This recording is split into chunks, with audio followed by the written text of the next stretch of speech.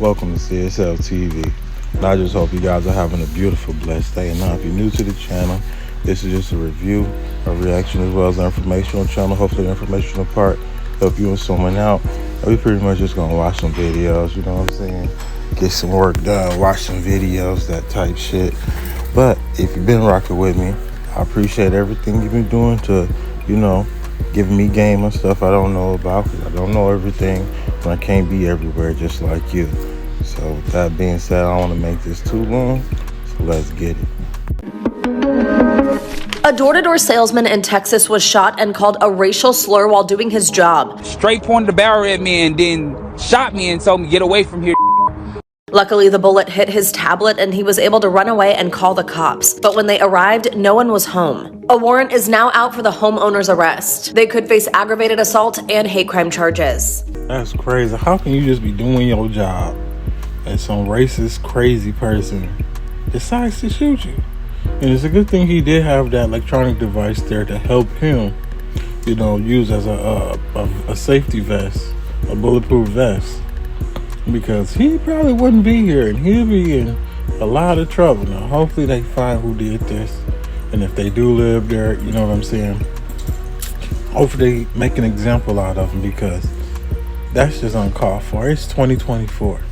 This story out of New England is incredibly tragic. This is 29-year-old Nathan Carmen, who went out on a fishing trip off the coast of Rhode Island with his mom. But in the course of that trip, the boat sank, and 8 days later, Nathan was rescued in an inflatable raft. Nathan's mom was never seen again. That was in 2016, and in 2019, after an insurance company refused to pay out a claim for the boat, a federal judge found that Nathan had contributed to the boat sinking by making repairs that intentionally made the craft unseaworthy. About 2 years ago, Nathan was ultimately arrested and charged with his mother's death. But that's not the end of the story. Prosecutors allege that Nathan killed his mom as part of a scheme to obtain his family's fortune, a $7 million inheritance. And as part of that scheme, Nathan was suspected to have been involved in the death of his real estate developer grandfather, who was shot and killed back in 2013. While Nathan was never charged in his grandfather's death, he was facing charges of fraud and first-degree murder for killing his mom.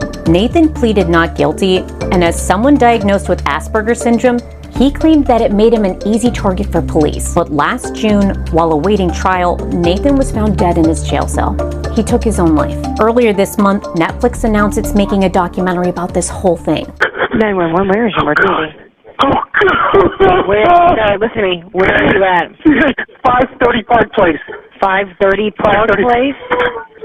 Yes, okay, what's going on? My son has killed my wife.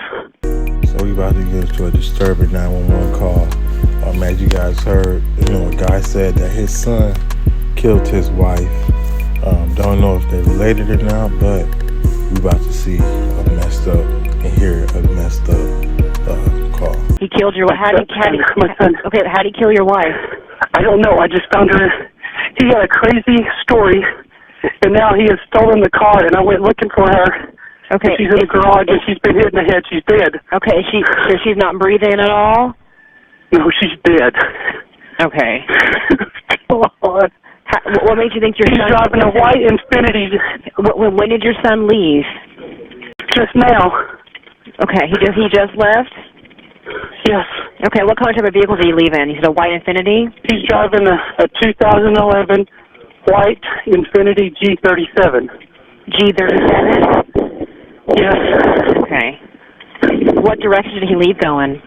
I have no idea. You don't know what direction he left going? Do you know where he might be going? No. Now, you said he hit your wife. Do you know what he hit her with? I don't know. Okay. I don't know. She's laying in the garage. Okay. She has something over her head, and I lifted it up. Her head is smashed so bad. Okay. Like a tarp over her head? No, a blanket. Okay. Do you have a license plate number by chance? I don't know. Okay. Right now. That's fine. Let me go. Okay. Call your mom. Tell her to come get you. Okay. How old is your son? He's 17. 17? What's your son's name? Josh Bryant. Josh Bryant? Yes. Okay. Listen to me. I have lots of help headed that way to you. Okay. Is that another? I said I have lots of help headed that way to you. Okay. Is that another kid I hear in the background? Yes. Okay. Yes. Now, do you think he might be on his way back to you guys? No, he's left. He's run because of what he did. Okay. Do you have any idea what kind of caused this to happen? It's okay if you don't. Okay. I went to get my daughter from the gym. I'm gone 30 minutes, and I come back. We were supposed to go to a pitching lesson. So my condolences goes to that man, just for the simple fact, I know that got to be messed up to see your kid have done something to your wife while you go and pick your other kids up. I mean, 30 minutes? That ain't nothing. You know what I'm saying? That's just going around the block, stopping at a little quick convenience store, and you coming back to the house, and then this happens. And then not knowing what goes on in the household, you know, it seems like he's a real good father. He's active in his kid's life. He's a provider, all that stuff, you know, for his family. Okay. And when you just got back home? Yeah, I got home, and he gave me excuses about where she went, and I needed to work on the dinner. And I started getting suspicious, and then I checked her phone, and the cops are here. Okay. Newlywed suburban father, Brad Bryant's world crashed down in April 2017 when his son, Joshua Bryant, brutally murdered 54-year-old Catherine Bryant. The 54-year-old stepmother was already dead when her husband found her. Police arrested the 17-year-old shortly after. The teen told police he had hit his stepmother in the head with a bat, sat on the kitchen floor deciding what to do next, and then dragged her to the garage and shot her to end her misery. When his father got home, Joshua said Catherine had gone for a walk to make a phone call.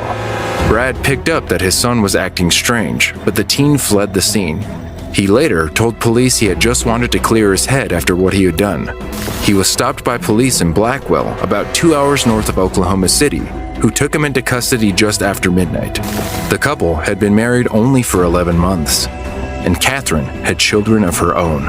The family grappled with the murder, mainly because the teen and his stepmother had gotten along well, and he had no previous violent behavior. There was also no evidence of drugs or alcohol at the time. However, testimony in the case revealed he struggled with depression and ADHD. 2 years after the horrific murder, Joshua Bryant entered a plea deal, agreeing to 40 years in prison. His lawyer hoped he would receive mental health treatment in prison and could be released after rehabilitation. Tragically, the family never received closure for what happened to Catherine. The motive remains unknown. So that shit crazy. He was a stepchild, and it's sad to know that he did something like that. Wish they would never find out why he did that. It doesn't make sense because the father sounded like he came from a good home, whether he was a stepchild or not. The dad was always active in his life. They're supposed to go do a pitching lesson after he got done picking up, his sister. So that's just real crazy to know that people mentally is going through something and they don't even talk about it or let folks know what they're going with so they can get help. And everything like this that I see 8 out of 10 times is because somebody was stressed out, depressed, or whatever psychological mental shit they was going through, and they didn't want to talk about it because they felt bad. That's like, don't feel bad. If you surrounded by love, love is going to support you and help you in anything, any situation, no matter what it is. If it's genuine,